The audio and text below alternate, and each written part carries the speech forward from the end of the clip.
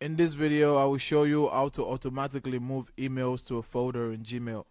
If you find this video helpful, please don't forget to like and subscribe. Now, first of all, what I want you to do is sign into your Gmail account. Once that's signed in, I want you to scroll to the right side of your UI, click on Settings, and click on See All Settings. Now, I want you to click on Labels, and you're going to come here, and you're going to create a new label. Now you're going to name the label the same name you'd like to name your folder, because in Gmail, labels and folders are pretty much considered the same thing. So let's name this folder or label. We'll name this folder or label newsletter. And we're going to click on create.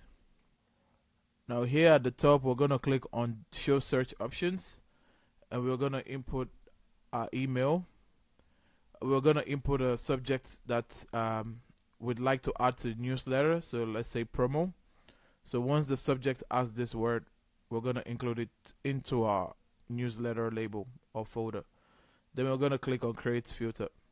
Now here, we're going to choose this option to apply the label, and we're going to choose on the label that we want to apply to.